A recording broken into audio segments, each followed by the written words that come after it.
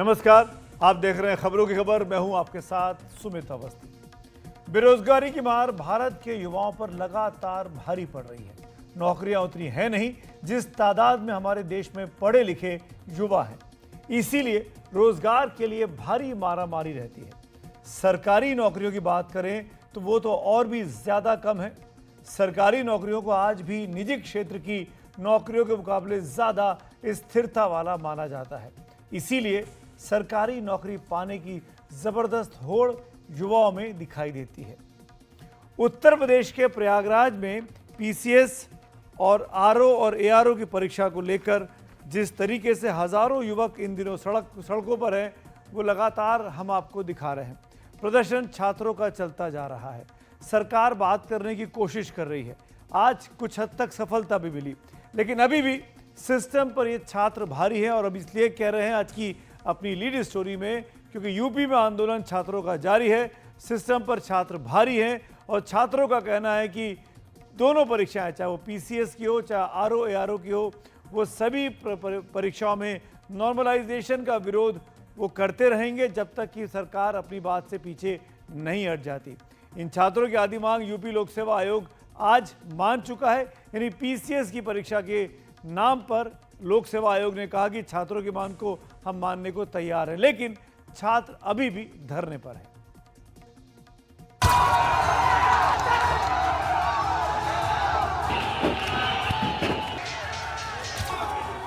एक दिन में एक शिफ्ट में एग्जाम हो, नॉर्मलाइजेशन की कोई व्यवस्था इस परीक्षा में नहीं चाहिए हमें। सिर्फ छात्र का एक मुद्दा है, 1 डे 1 एग्जाम।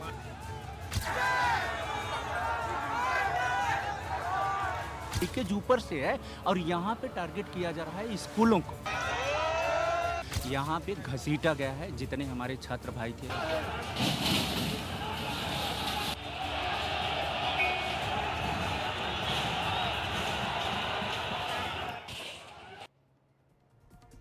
यूपीपीएससी के बड़े लोगों की आज बैठक हुई। छात्रों की कुछ मांगे मान ली गई, लेकिन हर मांग नहीं मांगी गई है। जैसे पीसीएस की परीक्षा तो नॉर्मलाइजेशन प्रोसेस से नहीं होगी, यानी एक ही शिफ्ट में होगी जो कि छात्र चाहते थे।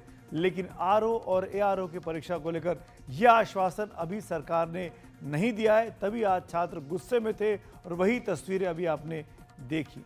हमारा आज का दूसरा मुद्दा खालिस्तानी आतंकवाद को कनाडा की ओर से मिल रहे बढ़ावे से जुड़ा हुआ है। खालिस्तान टाइगर फोर्स के आतंकी अर्शदीप डल्ला को कनाडा की पुलिस ने फायरिंग के सिलसिले में गिरफ्तार किया है और ये गिरफ्तारी को भी करीब 15 दिन हो गए हैं। लेकिन सारी जानकारी उस कनाडा पुलिस ने, कनाडा सरकार ने अब तक भारत से छुपाई है।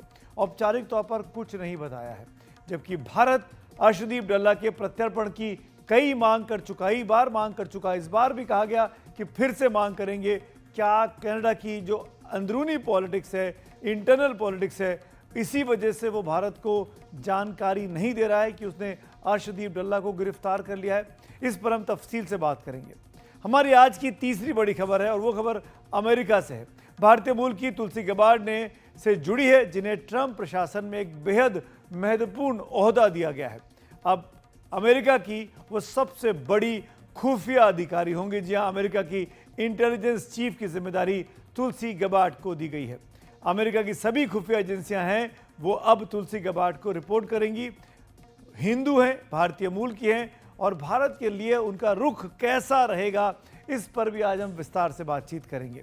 लेकिन पहले बात करेंगे उत्तर प्रदेश की, और उत्तर प्रदेश में प्रयागराज की, जहां पर छात्र धरने पर बैठे हैं और अभी भी सरकार जब उनकी आधी मांगे मान चुकी है, छात्र पीछे हटने को तैयार नहीं है। यूपी पीसीएस के बाहर प्रयागराज में अभी भी छात्रों की बड़ी संख्या में भीड़ मौजूद है। ये छात्र यूपी पीसीएस और आरओ और एआरओ की प्रारंभिक परीक्षाएं एक दिन एक ही शिफ्ट में कराने की मांग को लेकर बीते 4 दिनों से प्रदर्शन कर रहे हैं। सोमवार से प्रदर्शन शुरू हुआ था, गुरुवार की रात हो रही है, अभी भी छात्र वहीं पर अड़े हुए हैं। बार बार बैरिकेड तोड़ा जाता है, बार बार पुलिस प्रशासन आरएएफ को लगाता है, छात्रों को मनाया जाता है, छात्रों से बात करने की कोशिश की जा रही है, पर छात्र अपनी मांग पर अड़े हैं। 1 एग्जाम 1 शिफ्ट के नारे के साथ, चाहे वो पीसीएस की परीक्षा हो या फिर आरओ या एआरओ की परीक्षा हो, एक दिन में ही कराने की मांग की जा रही है। ये धरना आज तब भी जारी रहा जब उत्तर प्रदेश के मुख्यमंत्री योगी आदित्यनाथ की पहल पर लोक सेवा आयोग ने एक बहुत बड़ा फैसला लिया।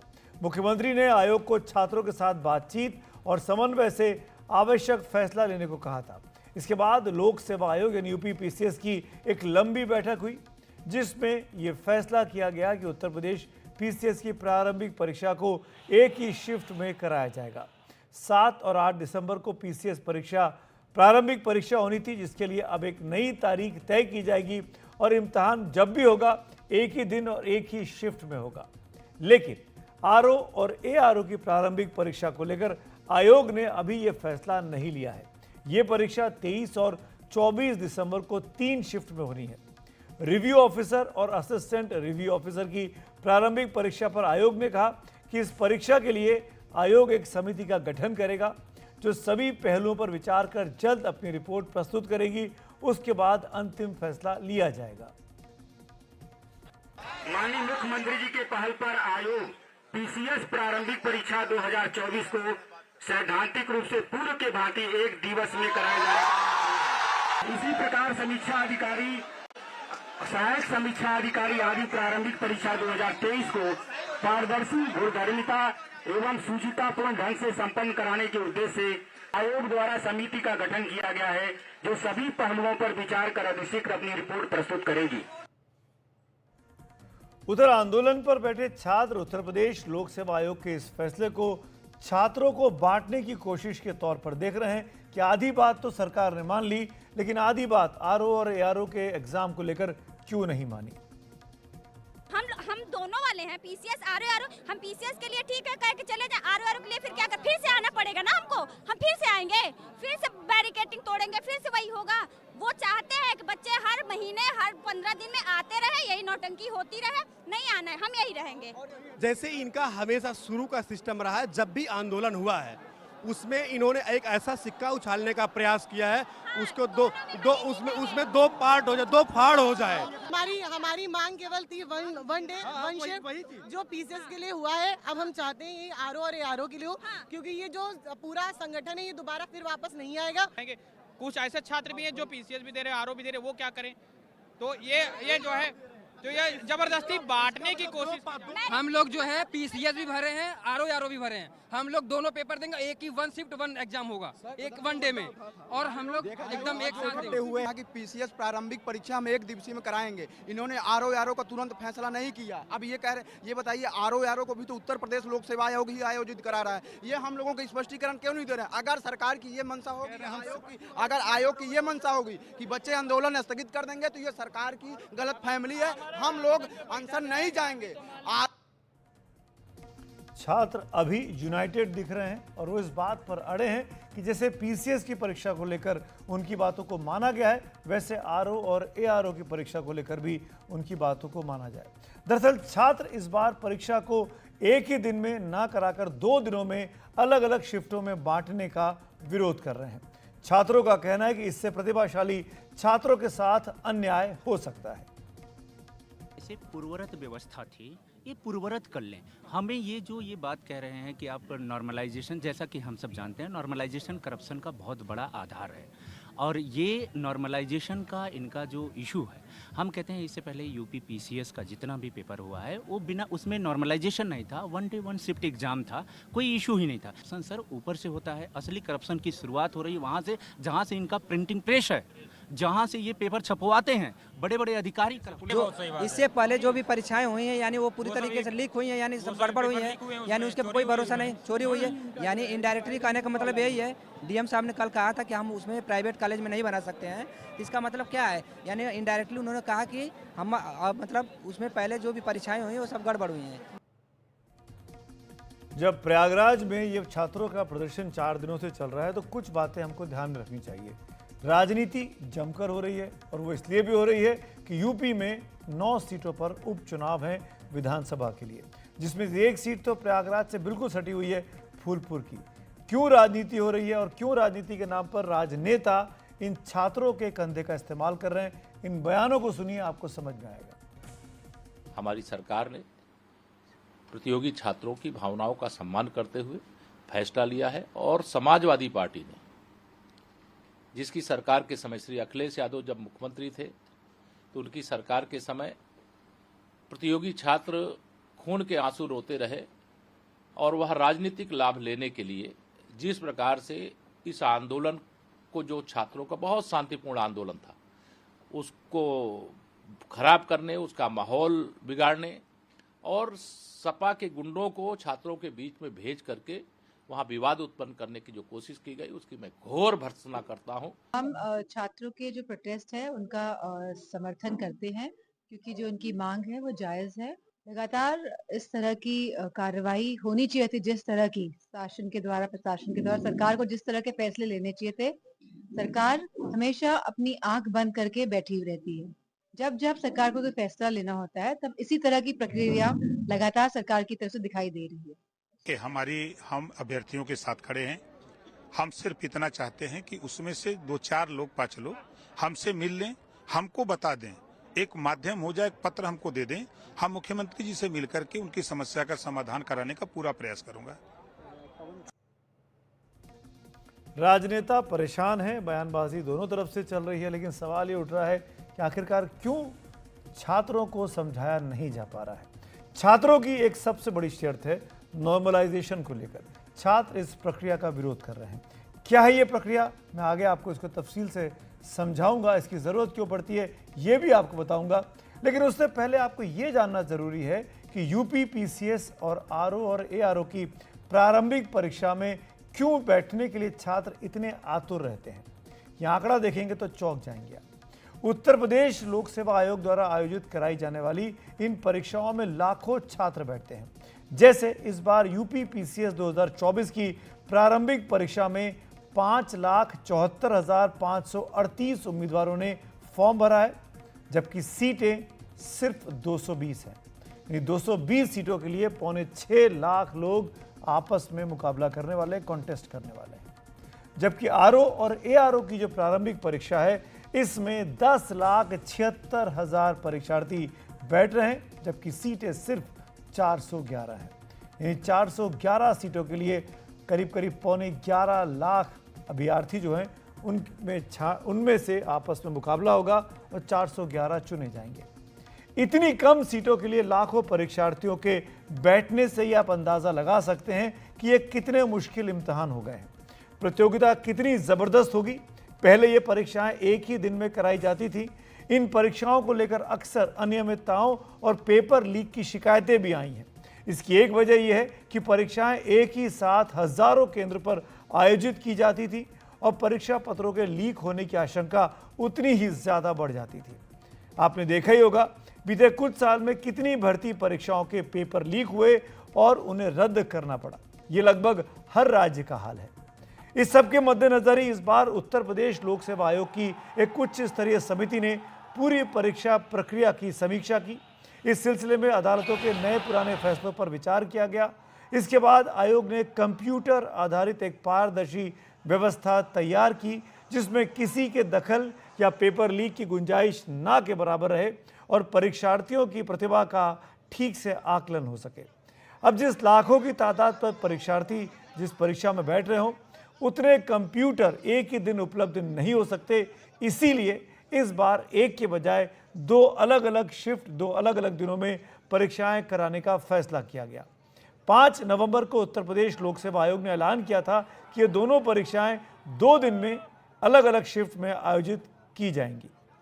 इसके लिए आयोग की ओर से विज्ञप्ति जारी कर जानकारी दी गई। आरओ और एआरओ के लिए जारी विज्ञप्ति में कहा गया कि प्रावधान के तहत एक शिफ्ट में अधिकतम 5 लाख अभ्यर्थी होने चाहिए। उससे अधिक संख्या होने के कारण 22 और 23 दिसंबर को 3 अलग अलग शिफ्ट में आरओ और एआरओ की परीक्षा कराई जाएगी। पीसीएस परीक्षा के लिए भी 5 नवंबर की विज्ञप्ति में लिखा है कि सभी जिलों में परीक्षा केंद्रों की संख्या और क्षमता अभ्यर्थियों की संख्या के हिसाब से कम पड़ रही है। इसीलिए परीक्षा 2 दिन 7 और 8 दिसंबर को 41 जिलों में 4 शिफ्टों में कराई जाएगी। यही इस मामले में असली पेच फंसा हुआ है।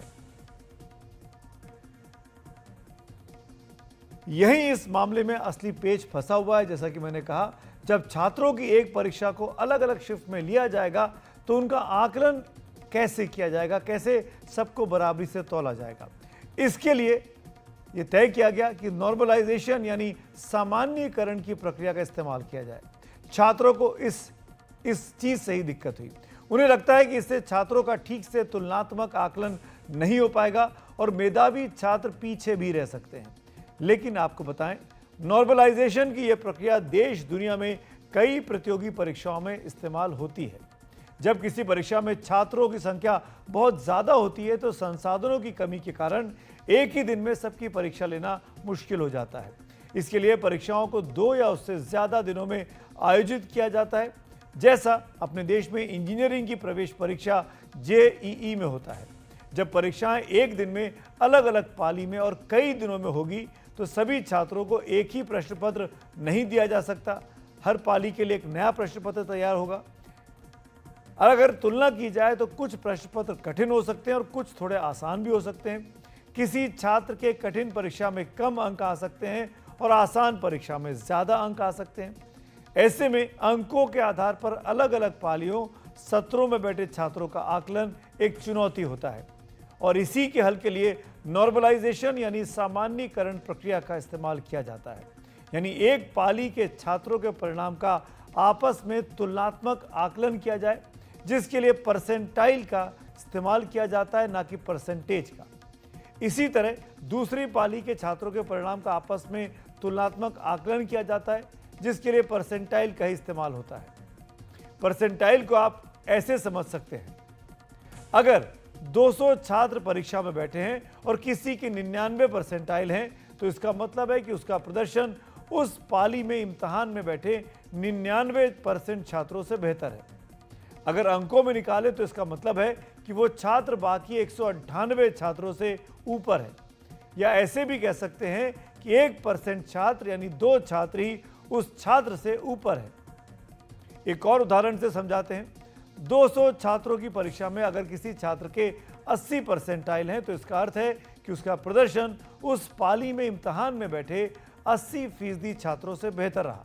अगर अंकों में कहें तो इसका मतलब है कि वो छात्र बाकी के 160 छात्रों से ऊपर है। या फिर आप ऐसे भी कह सकते हैं कि 20% छात्र यानी 40 छात्र इस छात्र के ऊपर रहे। इसी तरह सभी पालियों के छात्रों का परसेंटाइल निकाला जाता है और उनकी रैंकिंग तय की जाती है। कई परीक्षाओं में छात्रों के प्रदर्शन की तुलना के लिए यही तरीका अपनाया गया है, जिसका सबसे सही उदाहरण है इंजीनियरिंग की प्रवेश परीक्षा JEE मेंस का, जिसमें लाखों छात्र बैठते हैं। पिछले ही साल 14 लाख से ज़्यादा छात्र JEE मेंस में बैठे थे और ये परीक्षा देशव्यापी में होती है और एक साथ कराई जाती है। लेकिन उत्तर प्रदेश के हजारों छात्र परीक्षा के आकलन के लिए नॉर्मलाइजेशन का विरोध कर रहे हैं। वैसे भर्ती परीक्षाओं का जो हाल है उसे देखते हुए इन पर विस्तार से चर्चा और विचार होनी चाहिए। जैसे इन 2 परीक्षाओं को ही लें, PCS और RO और ARO की ये प्रारंभिक परीक्षाएं भी इस साल के शुरू में होनी थी। PCS प्रारंभिक परीक्षा मार्च में थी, RO ARO प्रारंभिक परीक्षा फरवरी में होनी थी, लेकिन पेपर लीक हो गया और जिसके कारण परीक्षाओं को स्थगित कर अक्टूबर में कराने का फैसला किया गया। फिर अचानक से अक्टूबर आने के पहले तारीखें बदल दी गई और दोनों ही इम्तहान दिसंबर महीने में कराया जाना तय किया गया। अब इनकी तारीखें दिसंबर में जब आ रही थी तो छात्र इस वक्त प्रदर्शन पर हैं। PCS की परीक्षा के लिए तो बोल दिया गया कि एक शिफ्ट में कराएंगे, हम नई तारीख बताएंगे, लेकिन RO और ARO की परीक्षा को लेकर अभी जो कि 22 और 23 दिसंबर को होनी है उस पर कोई अंतिम फैसला नहीं लिया गया है। इसीलिए छात्र अभी भी प्रोटेस्ट कर रहे हैं। इलाहाबाद में UP PCS के दफ्तर के बाहर बैठे हैं।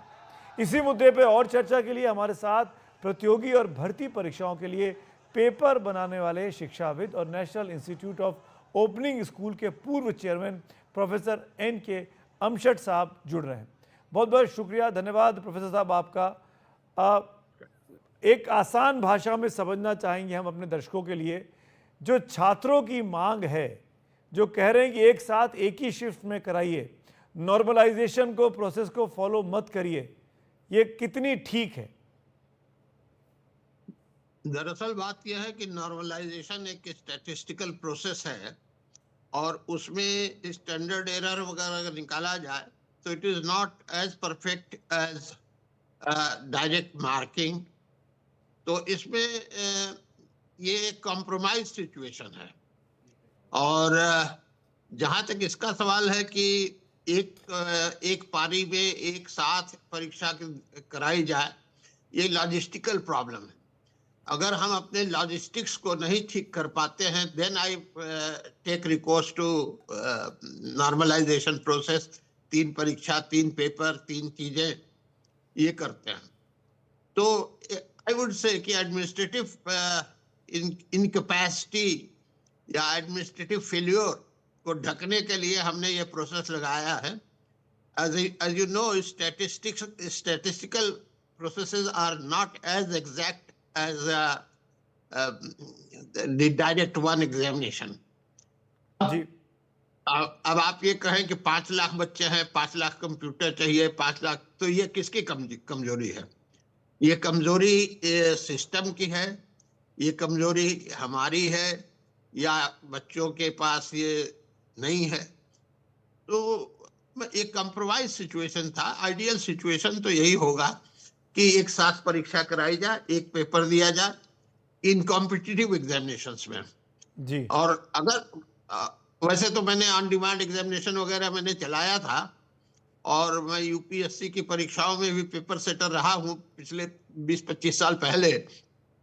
मगर मैं ये समझता हूँ कि उस वक्त इतनी बड़ी समस्या नहीं थी कि कैंडिडेट्स बहुत ज़्यादा हैं और कंप्यूटराइज्ड एग्जामिनेशन है। ये चीज़ें उस वक्त नहीं थी। वहाँ तो डायरेक्ट पेन एंड पेपर था, इवैल्यूएशन होता था। तो ये समस्याएं टेक्नोलॉजी ड्रिवन समस्याएं हैं, इसमें कुछ कंप्रोमाइज करने की जरूरत पड़ी, क्योंकि हमारे पास अगर 5 लाख बच्चे हैं तो 5 लाख कंप्यूटर है। ये कंप्यूटर हम प्रोवाइड करेंगे या बच्चे अपना लेके आएंगे? तो ये सारी समस्या लॉजिस्टिक्स की है। आपकी बात समझ में आ रही है प्रोफेसर साहब, लेकिन मैं एक चीज़ पूछना चाह रहा हूँ, ये प्रोसेस जो अपनाया गया कि ये परीक्षा कंप्यूटराइज तरीके से होगी, अलग अलग टाइम पे होगी, क्या ये तो पहले से पता था छात्रों को? प्रोटेस्ट अचानक अभी अनाउंसमेंट हुआ एग्जाम शुरू होने के पहले? नहीं, ये तो खैर ये तो पॉलिटिकली मोटिवेटेड लगता है मुझको कि इसमें there are some political interest to foment a situation like that. क्योंकि जब आपने फार्म भरा उसी वक्त आपको मालूम है कि आपको जो है नॉर्मलाइजेशन प्रोसेस से आपका 4 सेट होंगे, अलग अलग तारीखों को अलग अलग टाइम में होंगे।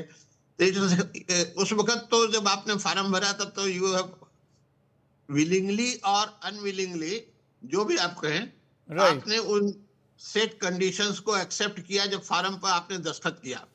अब उसके बाद इसको जी, अब उसके बाद इसको चैलेंज करना, और ये तो आफ्टर थॉट है। मैं यही आपसे पूछना चाह रहा था सर, आपने बड़े कैटेगोरिकली बता दिया कि कहीं ना कहीं पॉलिटिकल इंटेंशन दिखाई देते हैं। लेकिन आज जब यूपी पीसीएस ने मीटिंग की और ये तय किया कि हम पीसीएस का एग्ज़ाम एक साथ एक शिफ्ट में करा लेंगे, ये आश्वासन दे दिया, आरओ और एआरओ के एग्ज़ाम को लेकर नहीं दिया।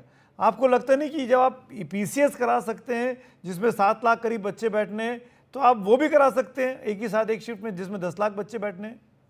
डेफिनेटली करा सकते हैं, और उसके लिए उसको स्टैगर कर दें। ये कोई दोनों जरूरी नहीं है कि एक साथ दोनों कर लें, 15 दिन के बाद कर लें। तो एक दोनों मतलब आरओ अलग और एआरओ अलग, आप ये कह रहे हैं? नहीं, मैं कह रहा हूँ पीसीएस का हो जाने दीजिए, उसके 15 दिन बाद आरओ एआरओ का करा लीजिए। नहीं, 15 दिन बाद ही था। 7 और 8 को पीसीएस था और 22 और 23 दिसंबर को आरओ और एआरओ था। तो 7 और 8 का पेपर तो उन्होंने मान लिया कि हम मुलतवी करते हैं और एक साथ करा देंगे, लेकिन आरओ और एआरओ का नहीं माना जो 22 और 23 को होना। नहीं माना, उनको मानना चाहिए। जब एक का माना तो दूसरा को मानना चाहिए। इतनी कोई ऐसी बात नहीं होनी चाहिए। मुझे ये नहीं समझ में आ रहा है कि अगर एक कर सकते हैं तो दूसरा क्यों नहीं कर सकते। जी, अब मैं एक चीज़ और समझना चाहूँगा आपसे प्रोफेसर साहब, क्योंकि छात्र जो है लगातार प्रोटेस्ट कर रहे हैं, और आपने शुरुआत में पहले आंसर में कहा कि ये कहीं ना कहीं सिस्टम की काहली है, एडमिनिस्ट्रेशन की दिक्कत है कि आप इतने छात्रों को एक साथ नहीं करा सकते। पर मैं आपके अनुभव से पूछना चाहता हूं, क्योंकि आप पेपर सेटर रहे हैं, क्या अपने देश में जहां पर पेपर लीक हो जाता है, इतने सेंटर, इतनी सुविधाएं, इतने पुलिसकर्मी, इतनी सुरक्षा व्यवस्था है कि हम एक साथ 10, 12, 15 लाख बच्चों का पेपर एक साथ एक वक्त में करा पाएं? आप यूपीएससी को देखिए, वो प्रीलिम कर करके फिल्टर आउट कर देते हैं। आप प्रीलिम क्यों नहीं कर सकते? प्रीलिम में ऑब्जेक्टिव टाइप क्वेश्चन दे दीजिए, उसमें भी कब कौन कहाँ वाले इजी प्रश्न है और क्या क्यों कैसे वाले प्रश्न जो होते हैं वो थोड़ा डिफिकल्ट, जिसको इन्फरेंशियल क्वेश्चंस कहते हैं। तो पेपर सेटिंग और पेपर मेकिंग का एक टेक्निक होता है।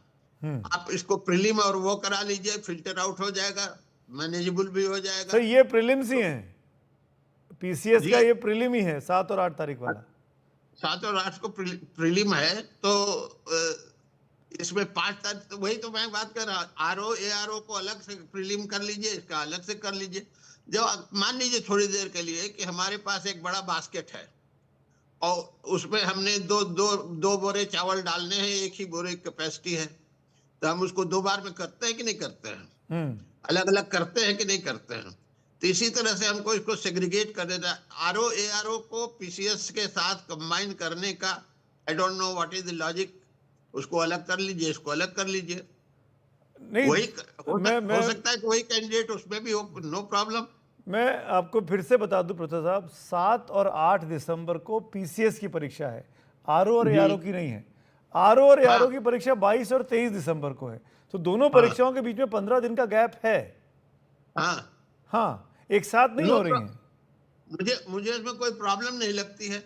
नहीं, मेरा सवाल ये था आपसे सर कि हमारे पास क्या इतनी दक्षता है, इतनी कैपेबिलिटी है कि हम 10 लाख 10, 12, 15 लाख बच्चों का एक साथ एक वक्त में पेपर करा सकें? सुरक्षा व्यवस्था, ट्रांसपोर्टेशन की व्यवस्था, छात्रों का आना जाना, ठहरना, वहाँ स्कूल कॉलेज का इंफ्रास्ट्रक्चर, ये सब चीजें। लॉजिस्टिकल प्रॉब्लम्स तो जो है, ट्रेवल, स्टे एक्सेट्रा, ये प्रॉब्लम बहुत आई वुड से मोनोलिथिक है, बहुत बड़ी है। और जहाँ तक सेंटर मैनेजमेंट का सवाल है, सेंटर मैनेजमेंट तो मान लीजिए कि इतने स्कूल हैं, इतने कॉलेज हैं यूपी में कि उसको कर सकते हैं, करना चाहें तो जी। मगर सवाल इसका है कि एक साथ कराने में तो और भी कोलोसल हो जाएगा, कुंभ मेला हो जाएगा। मैं इसीलिए तो इसलिए अगर इसको दोनों को अलग अलग कर लेते हैं तो हमारा ख्याल है कि ये एक प्रैक्टिकल प्रॉब्लम होगा। जी। और कंट्रीज में इस तरह का नहीं है, क्योंकि यहाँ इंडिया में तो प्रॉब्लम ऑफ नंबर्स है, हर चीज में भीड़ है, हर चीज में, हर जगह। यही मेरा अगला और आखिरी सवाल है आपसे, ये जो प्रोसेस है नॉर्मलाइजेशन वाला और परसेंटाइल वाला, क्या दुनिया के और देशों में भी होता है इस तरीके से, जहां लाखों छात्र बैठते होंगे, खासकर चीन जैसा देश जहां बड़ी तादाद है, या कोई और देश जहां एग्जांपल दे सकें? मुझे तो ऐसा नहीं लगता कि इसको कोई यूज करता है। ये स्टैटिस्टिकल एक सॉल्यूशन है, right, but it is not perfect. Statistics में स्टैंडर्ड एरर आप निकालेंगे तो आप पाएंगे कि स्टैंडर्ड एरर में हो सकता है कि there will be lot of variation, right. तो वो एक आई वुड से कि कॉम्प्रोमाइज सिचुएशन है। तो मैं ये मान के चलता हूँ प्रोफेसर साहब कि हमको जब पता है कि हर साल हमको परीक्षा लेनी है, भले ही उसमें 200, 300, 400 की वैकेंसी हो, लेकिन लाखों लोग अपीयर होंगे, तो हमारे पास ये इंफ्रास्ट्रक्चर तैयार होना चाहिए कि हमारे पास 10 लाख कंप्यूटर हो, 10 लाख कंप्यूटर कराने की परीक्षा कराने के लिए पुलिस वाले हो, रैपिड एक्शन फोर्स हो, जो भी हो, यानी ऐसी तैयारी हमारी होनी चाहिए। जी, आप बिल्कुल सही कहते हैं। इसका मेरे पास अभी इसका सॉल्यूशन नहीं है, मगर अगर आप ये कहें थोड़ी देर के लिए जी कि सर ए से लेकर के एम वालों की परीक्षा इस तारीख को होगी और एन से लेकर के जेड वालों की परीक्षा इस तारीख से को होगी, 2 हिस्से में होगी, तो ये भी कर सकते हैं। नहीं, वो 2 हिस्से में तो मान ही नहीं रहे ना, वो 2 हिस्से में तो मान ही नहीं रहे, एक शिफ्ट बोल रहे हैं, एक एग्जाम एक शिफ्ट। वो 2 हिस्से तो मान ही नहीं रहे हैं छात्र, 2 तो नहीं मान रहे हैं, वो तो बात है। वो तो कह रहे हैं ए से जेड तक सबका एक साथ हो, चाहे 10 लाख क्यों ना हो। तो 6 महीने पे कर ले, हम साहब 500 लोगों को 5,000 की भर्ती 6 महीने में करेंगे, अगले 6 महीने में अगले 5,000 की करेंगे। हाँ, ये तरीका हो सकता है, ये तरीका हो सकता है, ये इस तरीके से सोचा जाए तो सॉल्यूशंस निकल सकते हैं। जी, इसमें थोड़ा बैठ के हर तरह की संभावनाएं देखने की जरूरत है। और there is no problem which does not have a solution. तो मैं All ये that we need is serious thinking and serious effort and honest effort. तो मैं आप जैसे सीनियर आदमी और अनुभवी आदमी की बात सुनकर ये कह सकता हूँ क्या कि छात्रों की जो गुस्सा है, जो नाराजगी है, वो जेन्युइन है, इसीलिए वो प्रोटेस्ट कर रहे हैं? Very genuine, very genuine. I am with them. Ji, I am with them. My administrative failure जो है या उसको कहें इनकॉम्पिटेंस या जो भी आप नाम दे दीजिए, it is my if I have to arrange for these people. It's my responsibility as an administrator कि हम अपना तरीका बनाएं. हमारे पास संसाधन नहीं है ये कह करके हम बाहर नहीं भाग सकते. हम उसको दो हिस्से में नहीं डिवाइड कर सकते. यूपी में स्कूल कॉलेज की कमी नहीं है, सेंटर्स की कमी नहीं है. अब मैं कहता हूँ थोड़ी देर के लिए मान लीजिए कि आपने इलाहाबाद में 25 सेंटर रखे, आप दो सेंटर हड़िया में रख लीजिए, दो सेंटर फाफामऊ में रख लीजिए, 2 सेंटर कहीं और रख लीजिए, बनारस में रख लीजिए, ज्ञानपुर में रख लीजिए, भदोही में रख लीजिए. Have as many centers as you can. जी. तो ये ऐसा नहीं है कि it is colossal problem, no doubt, but it is also manageable. Right, thank you sir, आपके Thanks, कैंडिड sir. कॉन्वर्सेशन और वेरी प्रिसाइसली चीज़ों को समझाने को लेकर. थैंक यू प्रोफेसर अमशाट, अच्छा लगा आपसे Thank बात you. करके. Thank you. तो ये छात्रों को समझ में आ गया होगा कि छात्र जो कर रहे हैं वो ठीक है, जेन्युइन है, लेकिन अब प्रशासन को और अमली जो सरकारी अमला होता है उसके लिए जिम्मेदारी है कि वो व्यवस्था बना के रखे कि इस तरह के प्रीलिम्स के एग्ज़ाम एक साथ हो सकते हैं. उसके लिए कंप्यूटर होने चाहिए, उसके लिए सुविधा होनी चाहिए, उसके लिए सेंटर्स होने चाहिए. नहीं कर पा रहे हैं तो ये प्रशासन की कमी है, सिस्टम की कमी है, ना कि छात्रों की. आगे बढ़ते हैं और अब मुद्दा भारत और कनाडा से जुड़ा हुआ. इस बात के लगातार सबूत मिल रहे हैं कि कनाडा की जस्टिन ट्रूडो सरकार अपने देश में भारत विरोधी गतिविधियों को लगातार बढ़ावा दे रही है. वोट बैंक राजनीति के लिए खालिस्तानी आतंकवादियों और आतंकियों को शह दे रही है.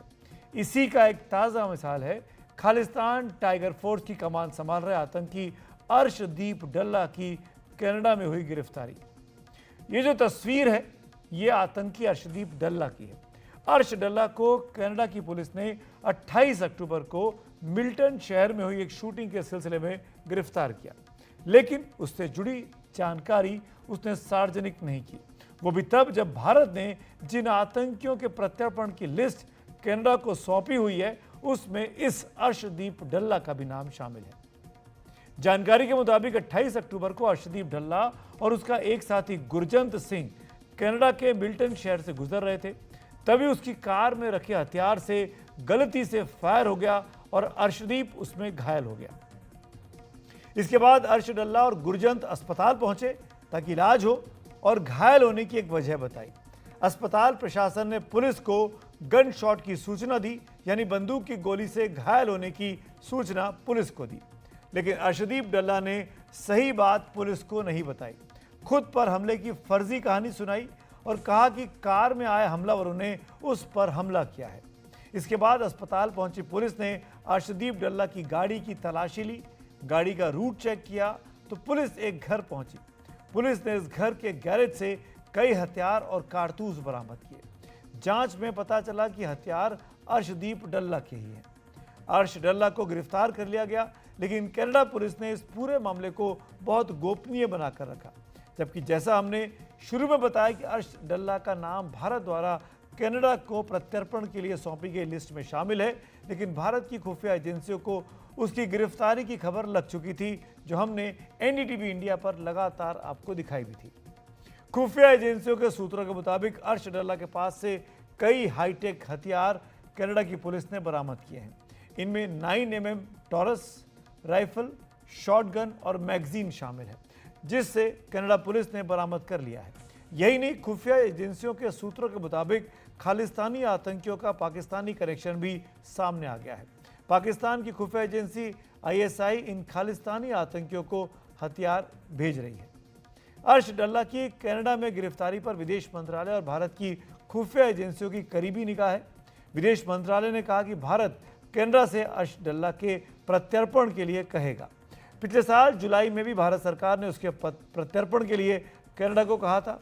आज फिर विदेश मंत्रालय के प्रवक्ता रणदीप जायसवाल ने कहा, हमने कनाडा में घोषित अपराधी अर्श सिंह गिल उर्फ अर्श डल्ला की गिरफ्तारी से जुड़ी मीडिया रिपोर्ट देखी है।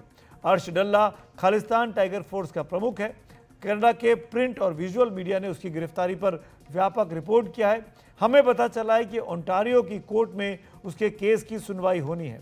भारत में अर्श डल्ला का आपराधिक रिकॉर्ड है। कनाडा में भी वो अवैध गतिविधियों में शामिल है। उम्मीद है उसे न्याय का सामना करने के लिए भारत प्रत्यर्पित किया जाएगा। तो जैसा विदेश मंत्रालय ने बताया कि अर्श डल्ला भारत में एक घोषित अपराधी है। भारत में हत्या की कोशिश, जबरन वसूली और आतंकी वारदात से जुड़े 50 से ज्यादा गंभीर मामलों में उसकी तलाश है। मई 2022 में उसके लिए एक रेड कॉर्नर नोटिस भी जारी किया गया। 2023 में एनआईए ने उससे आतंकवादी घोषित कर दिया था। पिछले साल जुलाई में भारत सरकार ने कनाडा से उसकी गिरफ्तारी का आग्रह किया था, जिसे कनाडा ने ठुकरा दिया था। जुलाई 2023 में ही म्यूचुअल लीगल असिस्टेंस ट्रीटी के तहत ही कनाडा को एक अलग आग्रह किया गया, जिसमें उसके पते, भारत में वित्तीय लेन देन, उसकी चल अचल संपत्ति, मोबाइल नंबर का ब्यौरा, तमाम चीज़ें कनाडा को सौंपी गई। लेकिन कनाडा ने इसके आगे कुछ भी नहीं किया। अर्शदीप डल्ला पंजाब के मोगा गांव के डल्ला गांव का रहने वाला है और लगातार खालिस्तानी अलगाववादी गतिविधियों में सक्रिय रहा है। वैसे विदेश मंत्रालय ने सिर्फ उसके ही नहीं, कनाडा में सक्रिय कई भारत विरोधी अलगाववादियों, आतंकियों और गैंगस्टर्स के खिलाफ कार्रवाई की बात की है। उनमें से कई के प्रत्यर्पण का आग्रह किया है, लेकिन कनाडा सरकार ने उन पर कोई कार्रवाई अब तक नहीं की है।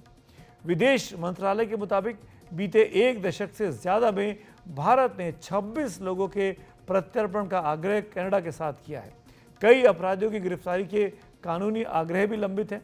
इनमें प्रमुख अपराधी हैं, उनमें हैं गुरजीत सिंह, गुरजिंदर सिंह, गुरप्रीत सिंह, लखबीर सिंह लांडा और अर्शदीप सिंह गिल, यानी यही अर्शदीप डल्ला। लॉरेंस बिश्नोई गैंग के सदस्यों की भी सूचना साझा की गई है। कनाडा सरकार ने हमारे आग्रह पर कोई कार्रवाई नहीं की, जो बहुत ही गंभीर मामला बनता है। पिछले महीने भी विदेश मंत्रालय ने अपनी प्रेस कॉन्फ्रेंस में जानकारी दी थी। प्रत्यर्पण को लेके मैंने बताया जैसे कि 26 एक्स्ट्राडिशन केसेस पेंडिंग हैं। उन 26 के अलावे प्रोविजनल अरेस्ट की इंफॉर्मेशन जो हम लोग म्यूचुअल लीगल असिस्टेंस ट्रीटी के तहत मांगते हैं, उसमें भी कई एक सारे मामले वहाँ पर कनाडा में पेंडिंग हैं। और जैसा कि मैंने बताया कि 5 लोग, अपराधी लोग जो जिनके खिलाफ हम लोगों ने मांगा है, भगौड़े हैं, मांगा है कि इनका एक्स्ट्रेडिशन होना चाहिए, प्रत्यर्पण होना चाहिए। उनका नाम मैंने लिया आपके लिए, गुरजीत सिंह, गुरजिंदर सिंह, गुरप्रीत सिंह, लखबीर सिंह लंडा और अर्शदीप सिंह गिल। इसमें से वो भी लोग हैं जो ये जो गैंग्स हैं, लॉरेंस बिश्नोई गैंग हो अथवा कोई और गैंग है, उसके भी मेंबर्स इसमें शामिल हैं। जहाँ तक जो गिरफ्तारी की बात की आपने, काउंसलर एक्सेस की बात की, काउंसलर एक्सेस जैसे मैंने पहले बताया था कि हम लोगों को अभी काउंसलर एक्सेस हमने मांगा नहीं है, उनकी तरफ से रिक्वेस्ट आता है तो फिर दिया जाता है, काउंसलर एक्सेस लिया जाता है। भारत और कनाडा के संबंध इन दिनों अच्छे नहीं चल रहे हैं। अर्शदीप डल्ला जैसा खतरनाक आतंकी वहां पुलिस ने पकड़ लिया है, भले ही धोखे में सही, लेकिन अब तक भारत को कोई जानकारी इस बारे में औपचारिक तौर पर नहीं दी गई है। क्या चाहता है कनाडा, बात करते हैं दो खास मेहमानों से। अनिल त्रिगुणाय जी मेरे साथ हैं, जो कि डिप्लोमेट रहे हैं, और साथ में शशिकांत जी है, जो कि पूर्व डीजीपी रहे पंजाब के। स्वागत है आप दोनों का। शशिकांत जी, मेरा पहला सवाल आपसे, मैं समझना चाहूँगा आप हम सबसे बेहतर इन खालिस्तानी समर्थक लोगों को, अलगाववादियों को समझते हैं। अर्शदीप डल्ला कितना इम्पोर्टेंट व्यक्ति है, आतंकी है? अर्शदीप डल्ला हमारे लिए भी इम्पोर्टेंट है, क्योंकि हम उसका एक्स्ट्रेडिशन चाहते हैं। वो हमारे पंजाब में, हमारे देश में कई स्थानों में उसके जो केसेस में इन्वॉल्व है, वी वांट हिम। उस हिसाब से हमारे लिए इम्पोर्टेंट है, ताकि उसको ला करके न्यायपालिका के सामने खड़ा किया जा सके और उसको जो सजा मिलनी चाहिए मिले। कनाडा के लिए इम्पोर्टेंट है, क्योंकि ट्रूडो सरकार जो है बेसिकली माइनॉरिटी गवर्नमेंट है, और इस प्रकार के जो एंटी सोशल एलिमेंट्स वहां पे हैं, जो भारत विरोधी एलिमेंट्स हैं, उनको वहां पे संरक्षण दे रही। और साथ में आपने बात की थी इसका जो एक्स्ट्राडिशन की, रेस्ट एश्योर्ड इसका एक्स्ट्राडिशन नहीं होगा। कारण इसका एक्स्ट्राडिशन होता है तो कनाडा की पॉलिसी जो है एक्सपोज हो जाएगी। कनाडा में एक आम बात है, हम लोगों के जो सर्कल्स रहे हैं पुराने इंटेलिजेंस वगैरह के, पुलिस वगैरह के, कि इसका निज्जर के साथ बहुत घनिष्ठ संबंध था। अच्छा। निज्जर और डल्ला ये सब वहां पे फंड रेजिंग भी करते थे, जिससे कि आतंकी कार्यवाही जो है भारत में चलाई जा सके, यहाँ पे हथियार भेजे जा सके। पर ऐसा भी संभावना है, अगर वहां से आ जाता है, क्या निज्जर का मर्डर एक राइवलरी की थी कि आपस में जो धन का जो बंटवारा होना है उसमें हुई थी, या क्या कारण है? क्योंकि आपने देखा है कि जो गैंगस्टर्स होते हैं आमतौर पर धन के ऊपर उनका लड़ाई झगड़ा होता है और गोलियां भी चलती हैं। Thank you ji. Anil sir, आपसे क्विकली जानना चाहूँगा, जैसा कि शशिकांत जी ने आशंका जताई कि एक्स्ट्रेडिशन नहीं होगा, मान लीजिए अब वो गिरफ्तार है, भारत ने एक्स्ट्रेडिशन के लिए मांग की हुई है इतने दिनों से, तो क्यों नहीं होगा? क्यों, क्या कोई लीगली भारत किसी और रास्ते से प्रेशर क्रिएट कर सकता है, इंटरनेशनल कोर्ट ऑफ जस्टिस वगैरह? देखिए, ऑलरेडी हमने रेड कॉर्नर नोटिस तो इशू किया ही था उसके लिए। उसके बाद लगातार हमने रिक्वेस्ट करते रहे। इतने 26 केसेस हैं, उसमें इसका केस भी बड़ा शामिल है, और उनको अरेस्ट करने के लिए म्यूचुअल लीगल असिस्टेंस ट्रीटी हमारी कनाडा के साथ में है। तो दो देशों के बीच जो होता है वो एक लीगल ट्रीटीज वगैरह हम साइन करते हैं, जैसे एक्सट्रेडिशन ट्रीटी है, म्यूचुअली लीगल असिस्टेंस ट्रीटी है। ये एक्सपेक्ट किया जाता है कि आपने एक सिंसेरिटी के साथ उसको साइन किया है, और जब जरूरत पड़ेगी तो आप उसको पालन करेंगे उसका। लेकिन कनाडा में जैसे क्योंकि उनकी पॉलिसी ही है इस तरह की, खासतौर से ट्रूडो गवर्नमेंट की, कि किस तरह से ये सेपरेटिस्ट एलिमेंट्स जो हैं और एक्सट्रीमिस्ट हैं, भारत के खिलाफ जो लोग हैं, उनको पनाह दी जाए, उनको पनपाया जाए, उनके साथ में उनको सपोर्ट किया जाए। तो कनाडा इस वक्त जो है पाकिस्तान के साथ रेस लगा रहा है कि कैसे ज़्यादा से ज़्यादा टेररिस्ट को अपने यहाँ रख सके और उनको आगे बढ़ा करके शूरवीर बना दे उनका। तो मैं ये समझता हूँ कि ये इसलिए वो कुछ ना कुछ कहानी डालते रहेंगे। जैसा आपने देखा कि मिनिस्ट्री ऑफ एक्सटर्नल अफेयर्स का स्टेटमेंट आया और पूरी ये उन्होंने लिस्ट दिया है क्या क्या हमने किया, कैसे कैसे इंफॉर्मेशन। तो छोटी छोटी चीज के ऊपर में वो टेक्निकलिटी निकालने के बाद आपको डिले करते रहे हैं। तो अभी तक उसको बाय मिस्टेक अरेस्ट हुआ है, अगर ये इस तरह ना होता तो शायद अभी भी अरेस्ट नहीं होता। तो अब चूंकि अरेस्ट हो गया है, ओंटारियो कोर्ट में उसके ऊपर डिसीजन जो भी होगा, तो भारत सरकार की तो रिक्वेस्ट पड़ी हुई है उनके पास में। तो अगर थोड़ा सा भी इनको, हम जानते हैं शशिकांत जी, क्विकली जानना चाहूँगा कि जब पुलिस केस कमज़ोर कर देगी तो ये पुलिस की गिरफ्त से बाहर भी छूट भी सकता है। कनाडा पुलिस ये करने में सक्षम है? बिल्कुल सक्षम है। जैसे मैंने कहा कि अगर इसको एक्स्ट्राडाइट करते हैं तो एक्सपोज हो जाती है, और अब उनका सबसे असली जो हथियार उनका होगा कि ये व्यक्ति जो है कनाडा में इन्वॉल्व है एक कैनेडियन लॉ के अंतर्गत, कि शूट आउट कनाडा में हुआ है, तो कोर्ट्स और कैनेडियन गवर्नमेंट ये क्लेम करेगी कि उनका जुरिस्डिक्शन बनता है उस केस को इन्वेस्टिगेट करने के लिए, investigate with in courts, Bharat का नहीं। और जिसको कितना लंबा चला जाए और कभी जेल से भगा दें, कुछ कर दें, इट्स ऑल ओपन। हमने अपने इंटेलिजेंस सर्कल्स में और बाहर ऐसे देखे हैं जहां पर इस प्रकार की एक नापाक हरकतें करने में इंटरेस्टेड देश जो हैं, जैसे इसमें ट्रूडो इंटरेस्टेड हैं, वो बाद में नहीं आते हैं। थैंक यू जी। एक क्विकली जवाब चाहूँगा अनिल जी आपसे।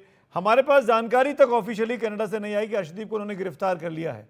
ये हमारे इंटेलिजेंस सोर्सेज से हमको पता लगा, हमारी एजेंसीज को, कि वो वहाँ गिरफ्तार हो गया है, बीमार, गोली लग गई है, अस्पताल में है। इसको आप कैसे देखते हैं? क्यों छुपा रहे हैं वो लोग?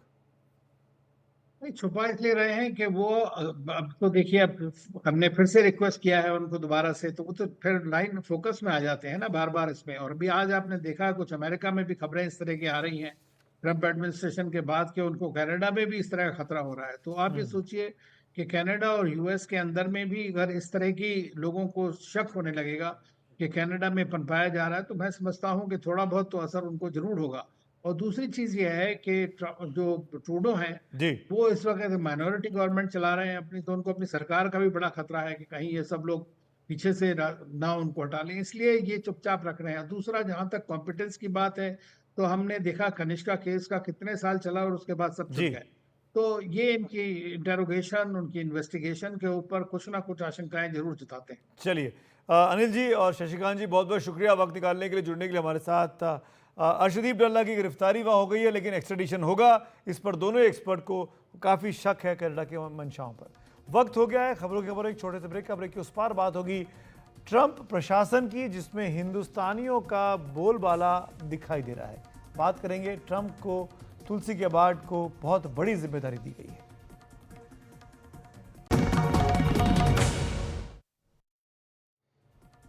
एक बार फिर आपका स्वागत है। अमेरिका के नवनिर्वाचित राष्ट्रपति डोनाल्ड ट्रंप अपनी टीम बना रहे हैं। हर रोज उनकी टीम में नए नए ऐलान सबको हैरान कर रहे हैं। भारत की भी ट्रंप की नई टीम जो बन रही है उसमें बहुत करीब से निगाह है। इनमें Elon Musk, Vivek Ramaswamy, Mike Waltz, Marco Rubio, ये कुछ ऐसे नाम हैं जिन्होंने भारत से जुड़ी अलग अलग वजहों से सबका ध्यान अपनी ओर खींचा है।